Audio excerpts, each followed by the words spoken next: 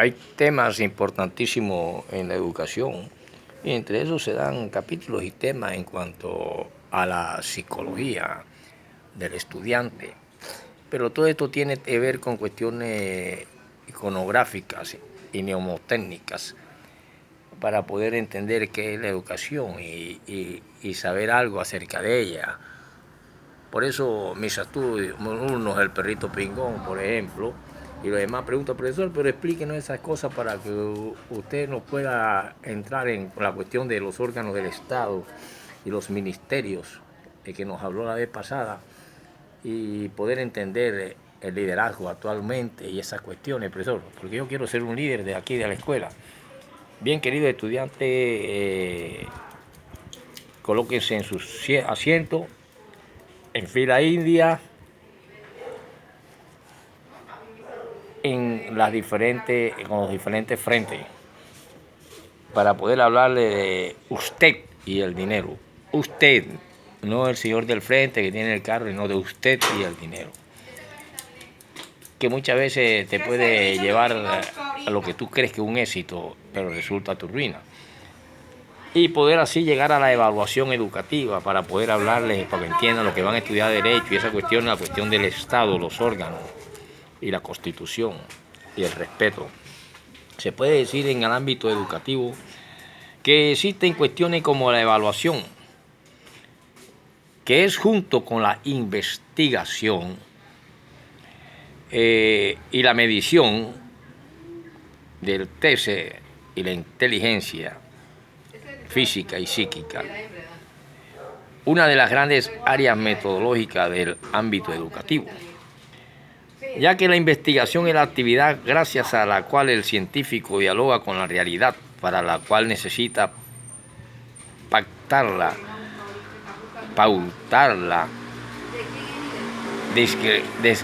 desmesurarla y disgregarla para poder aplicarla en la forma cuantificativa y en la forma cualitativa, porque son las que van a producir un orden en el sistema preestablecido y facilitan los análisis, facilita la ampliación del conocimiento, en definitiva, la construcción y ordenación de los saberes, transformándolos poco a poco en disciplinas para que pueda existir una verdadera institución educativa y un estudiante agradado con lo que se le enseña, y por eso aparece el diagnóstico y la evaluación en educación, por ejemplo, en educación especial y en la educación general, para poder analizar las metodologías, porque es que existe una metodología totalmente diagnóstica y existe una metodología totalmente nomotética, nomotativa y ideográfica. Podemos decir que en la metodología nacen las discusiones sobre la metodología diagnóstica, por ejemplo, que tiene que ver con el diagnóstico. Se ha polarizado en torno a varios factores, entre los que se encuentran el enfrentamiento entre los nomotéticos y lo ideográfico, entre la comprensión y la explicación, entre las diferentes metodologías, como le dije anteriormente, cualitativa y cuantitativa. La cualitativa es la cualidad con quien tú hablas, con quien tú te expresas, con la idea que tú tienes de esa persona, de la cual a veces desconoces sus cualidades, y que la analiza y en tu test determina psicológicamente lo que tú quieres sin entender nada de sus bases, de su estructura, de su fundamento, de sus causas. Y llega a la parte cuantitativa, que tiene que ver con la cantidad, etcétera, etcétera, etcétera. Por lo tanto, podemos decir que la mejor forma de compaginar el pretendido o supuesto enfrentamiento entre lo nomotético y lo ideográfico consiste en poner de manifiesto cómo cada persona cuenta con unas características universales comunes a todos los humanos, cuál es la parte biológica y la parte psicológica, que psicológicamente determinan unas características comunes a los grupos de referencia, como son la familia, el barrio donde venimos, medio urbano o medio rural o nación, para poder hablar de los órganos de la nación colombiana distribuida en ejecutivo, legislativo y judicial, por ejemplo, y que cada uno de ellos conforman lo que se conoce como Estado, y nacen los diferentes ministerios: Ministerio de Educación, Ministerio de Defensa, Ministerio de Ecología, Ministerio de Medio Ambiente, Ministerio de esto, lo otro, pitos y flauta, riquimpín, riquimpán, que lo puse aquí, no lo encontré, que la tesorera no me dio la cuenta como era, que la otra se embolsilló el computador, y una cantidad de cosas que existen ya en microbioeconomía, que tiene que ver con la barriada y con las cuestiones comunes, de las cuales muy poco me gusta hablar, porque me gusta hablar más de lo que entiendo de macroeconomía y de cómo debo administrar yo mi dinero, no el ajeno. Por lo tanto, podemos decir que el dinero puede llevar a una desgracia y puede llevar a lo que tú crees falsamente que es un éxito. Hay personas activas que viven en forma sencilla, que toman sus comidas con regularidad y en cualidad moderada. Estas personas son las que se conservan más y viven más tiempo. Para mí es preferible vivir en una casita de tabla, en un tugurio, que vivir en un castillo ajeno. En un castillo ajeno. Creo que me siento más seguro y mejor y más cómodo en mi casita de tabla. También podemos decir que es mejor la vida del pobre bajo techo de tablas que festines espléndidos en casa de extraños. También se puede hablar esto. Cuando más sencilla esté provista nuestra mesa, más motivos tendremos para preparar nuestras comidas con el mayor esmero y en forma apetitosa. Por eso a veces deseamos y queremos algo que no podemos alcanzar y nace la frustración. Y llega el momento en que tienes éxito y no te sientes satisfecho. De esto habló y dijo una vez el gran Abraham Lincoln a uno de sus hermanos en una carta que él le escribe de la siguiente manera, y se la voy a leer a mano textual, porque me gusta demostrar las cosas. Por algo pertenezco en el año 1978 al Centro de Estudio e Investigaciones Sociales, dado por la Confederación Socialista de Trabajadores de Colombia, CSTC. Y esos son estudios que muy pocos tienen acceso a eso, pero algunos creen que con 2 o 3 semestres de psicología o un grado cualquiera ya son dueños de vidas. A ver, y se merecen todos los éxitos y hacer y deshacer con Raimundo y todo el mundo, y eso no puede ser así. Abraham Lincoln, que fue un hombre que tuvo que ver con el desarrollo norteamericano y que tuvo que ver, creo yo, con la disgregación o la emancipación de la esclavitud en Estados Unidos, le dice así a un hermano que no sabe de éxito, porque anda de fracaso en fracaso, porque todo lo que gana se lo gasta, y él le dice de la siguiente manera. Voy a leerle la carta textual para poder pasar a esto del Ministerio de Defensa y los órganos y esas cuestiones y las corrupciones que existen estatales desde tiempos anteriores hasta el presente, y por qué algunas instituciones se caen y no encuentran el líder, que debe ser el siervo, mejor equipado para llevarla adelante. Entonces nos encontramos con gente prepotente que creen que todo el mundo es sirviente de ellos, y muchas veces te están poniendo de sirviente una persona que te puede estar investigando. Resulta que mi querido Johnston, así se llamaba el hermano de Abraham Lincoln. Sigo mi modo de ver, le dice Abraham Lincoln, no creo que la entrega de $80 para ti que me estás pidiendo te resuelvan realmente el problema que tienes y realmente es lo que necesitas según tú. ¿Cuántas veces después de haberte ayudado un poco te habrás dicho, ahora todo irá bien? Pero resulta que al cabo de poco tiempo te encuentras otra vez de nuevo con las mismas dificultades. En alguna parte de tu carácter hay un punto flaco. Y ese punto yo sé dónde está. Y yo sé dónde está ese punto flaco tuyo, porque ciertamente no eres holgazán y sin embargo eres un hombre ocioso. Eres un hombre ocioso y por eso dudo de haberte visto trabajar durante un día seguido. Toda la dificultad consiste en tu costumbre de perder el tiempo y verdaderamente es esta una gestión y una cuestión de gran importancia para ti y para tus hijos y tendrías que acabar con ella. Resulta más fácil librarse de una mala costumbre antes de que se haya infiltrado en nuestra carne y en nuestra sangre. Lo que yo te propongo es lo siguiente, le dice Abraham Lincoln al hermano ocioso, que aceptes un trabajo con el mejor salario que puedas alcanzar, cueste lo que cueste, contra viento y marea, y para estimularte a ello, prometo darte por cada dólar que por tu propio esfuerzo ganes desde hoy hasta el 1 del próximo año, de mayo, otro dólar adicional a lo que tú ganas y no los 80 que te voy a mandar, que siempre me lo estás pidiendo y no resuelves nada. Y le sigue diciendo a Abraham Lincoln, te voy a estimular. Y no quiero decir esto con que tengas que ir a San Luis ni a las minas de oro, pues el trabajo lo puedes hallar cerca de donde estás, en el propio College Country. College Country.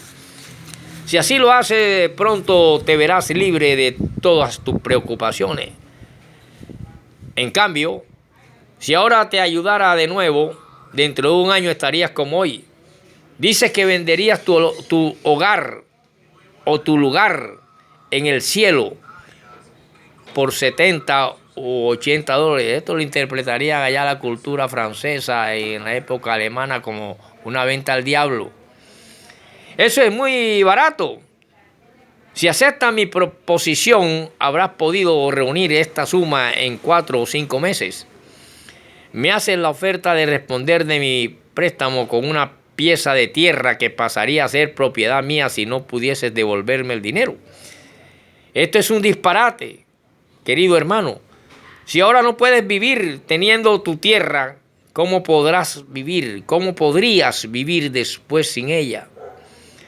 Tú siempre fuiste bueno para mí y no quisiera que pensaras que soy poco amable contigo. Al contrario, si aceptas mi proposición, pronto verás que tiene más valor que 8 veces 80 dólares. Tu hermano que te quiere y te aprecia y te ama, Abraham Lincoln de Estados Unidos.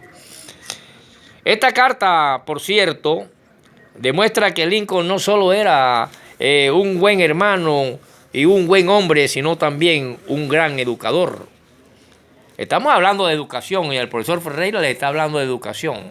Aparte de que usted sea tramayoso, esté con esto, esté con lo otro, sea de izquierda, sea de derecha, sea conservador, sea liberal.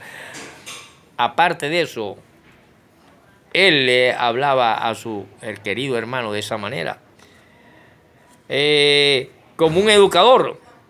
Porque sus líneas contienen muchas verdades que cada cual tendría que tomar en consideración al estudiar sus problemas monetarios. No tampoco nosotros queremos buscar la solución de tales problemas en las veleidades de la fortuna. Si en la eventualidad de un préstamo, sobre los préstamos hablaremos más adelante, puedo decirle yo y hablarle de Rockefeller más adelante en esta cuestión, si es que el curso, algunos de ustedes se mantienen conmigo. El edificio, por ejemplo, si no que queremos empezar el edificio por sus cimientos y no por el tejado, para conseguirlo son de tanta importancia capital. Y eso es lo que le pasa a muchas instituciones que creen que lo pasado, que vienen siendo las estructuras y las bases fundamentales sobre las cuales se edifican los demás pisos, usted cree que esas estructuras y esos cimientos, ya por tiempo que se hicieron primero que los edificios, que los pisos de arriba, ya no vale nada. Quítale los cimientos y las estructuras para que vea cómo se viene todo el rascacielos al suelo. Por lo tanto, de esta manera y de esta carta les doy una idea para poder hablar de la macroeconomía y el órgano económico en el Estado y en la vida personal y en las instituciones y en los ministerios, llámese de defensa, de ecología, de medio ambiente, de educación, etcétera, etcétera. Riquimpín, riquimpán, las campanas de San Juan. Por lo tanto, yo, el profesor Robinson Ferreira, les puede decir que saquen la libretica y el plumero o el lápiz, o grábenselo mentalmente si pueden, y después lo escriben, como hacía muchas veces yo, que se me olvidaba el plumero y el lápiz. Por lo tanto, por eso estoy considerado como uno de los grandes investigadores desde el año 1978, y con algunos cursos de la Escuela de Detectives de Argentina por correspondencia. Este hombre nos habla mucho sobre el sistema democrático y arranca con los juegos y con los géneros, y dice que cuando el pueblo interviene directamente en el negocio público, son muchas veces imposibles en lo que se conoció en la antigüedad como el Estado-ciudad, donde nace la famosa democracia. Por eso podemos decir que el Estado de Derecho es una concesión jurídica que hace relación a un pueblo asentado en determinado territorio. Una vez le dije que no confunde el Estado de Derecho con el Estado social de derecho. Son cosas totalmente distintas. Y es así como puedo decir que un conjunto de reglas obligan a todos por igual, y si esto se conoce como leyes. Las leyes son reglas. No puede confundirla con principios y valores que son personales. Por lo tanto, así se habla del Estado argentino, del Estado alemán, del Estado chino, por ejemplo, siendo todos ellos estados de derecho. Las costumbres jurídicas las tiene ya clasificadas en dos categorías principales, como son república y como son monarquías, con un presidente en la primera y con un monarca o rey en la segunda. Eso lo vimos ya de la antigüedad, ¿verdad? En todos ellos, casi todo, opera la democracia, porque es el pueblo el que permite y pidió rey en la antigüedad. Antes había tenido jueces que los dominaban y los gobernaban. 12 jueces, Otoniel, Samuel, y después pide rey, pero todo eso ha llegado hoy a presidentes, sean socialistas, sean liberales, sean conservadores, etcétera, etcétera. Riquimpín, riquimpán, la campana de San Juan. Por esa y de esa manera el profesor Ferreira le dice que se llama sistema de gobierno, y para gobernar se utilizan, como decimos, cuerpos colectivos de mayor o menor número de personas, llamados órganos del poder público, como son el legislativo, el ejecutivo y el judicial. Ojo, esos órganos. Por eso es difícil encontrar hoy en cualquier parte del mundo a personas que ignoren estas categorías generales como formas de gobierno, pero existen muchas sin conocer el porqué de ellas, y por eso yo te voy a hablar de ellas, para que tú entiendas por qué perteneces a una institución y cómo debes tratar a las personas si eres un verdadero líder y un verdadero siervo. Pero si eres prepotente, no eres siervo y dejas de ser un líder, porque la primera obligación de un líder es el servir, no el que le sirvan. Y en eso se distinguió el Hijo de Dios. Por lo tanto, podemos decir que hay un Estado de Derecho, que hay una organización estatal, no solamente aquí en Occidente, sino en Oriente. Podemos hablar del Estado de Derecho en Irán, del Estado de Derecho en Grecia, Esparta y su gobierno, los atenienses organizados, donde provienen las raíces de una cantidad de cosas, la organización estatal romana, el Tíbet como Estado de Derecho. Puedo hablarles de la organización estatal en la Edad Media, la monarquía, por ejemplo, la soberanía, la república y el sistema democrático. Puedo hablarle al profesor Robinson, y estoy educando. Sin embargo, ¿Usted cree que puede trapear el piso con el profesor Robinson Ferreira? Y eso no es así, porque me está violando el Estado social de derecho, no el Estado de derecho. Eso le pertenece al presidente de la República, ahora mismo Gustavo Petro, y a los demás, a quién saca y a quién no saca. El órgano legislativo, el órgano ejecutivo son parte de la organización estatal moderna. Los nuevos sistemas de gobierno, la creación de la Unión Europea, los órganos de la Unión Europea, que se están disolviendo, todas esas cosas poco a poco llegaron a tambalear y otra vez y así están. Que si quitan la ONU, que si quitan la OEA, que son contraproducentes contra los países subdesarrollados por los bloqueos económicos que matan de hambre y violan los derechos humanos, porque un bloqueo económico es una violación de derechos humanos. Prohibirle que un país adquiera comida o le compren. La Unión Europea como Estado de Derecho, el Estado colombiano, el Parlamento de Colombia, el Congreso de Colombia, el órgano ejecutivo colombiano, el órgano judicial colombiano y el órgano económico. Y comenzaremos con esta primera cuestión del Estado de Derecho para poder en las próximas clases irlos metiendo poco a poco, queridos estudiantes. Pulga recha, pulga santa, pulga mamazantona, perro pingón, chirrinchi, el chinche. Y el chirrinchi que se le pega en los huevos al chinche, o sea, en los sobachaquetas. Pero el chirrinchi no es sobachaqueta, sino que el chirrinchi es tan chiquito que la única manera donde viajar es en los huevos del chinche.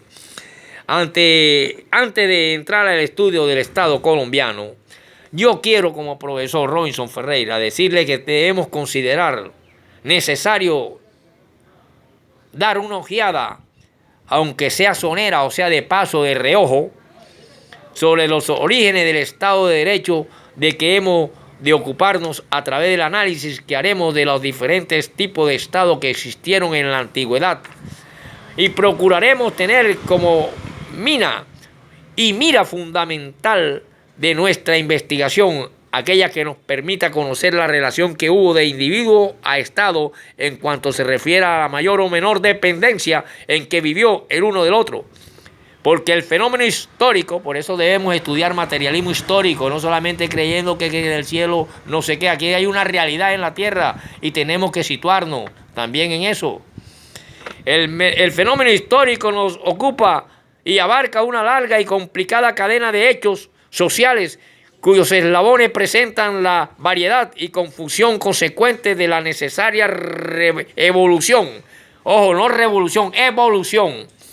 Porque tuvieron que pasar los diferentes y numerosos estados a lo largo de su trayectoria en el espacio y en el tiempo. Y ahí se la dejo para continuar en la próxima clase. Hubo una evolución para llegar al estado de hoy que conocemos como Estado Social de Derecho y Estado de Derecho, para apenas comenzar un poquito con el tiempo a analizar la Constitución colombiana, que muchos ni siquiera saben cuántos artículos tienen. Y el profesor Ferreira le va a enseñar esto poco a poco. Y usted dice que es líder y presidente de una junta de acción comunal, de una junta de no sé qué y no sé cuándo, y pito y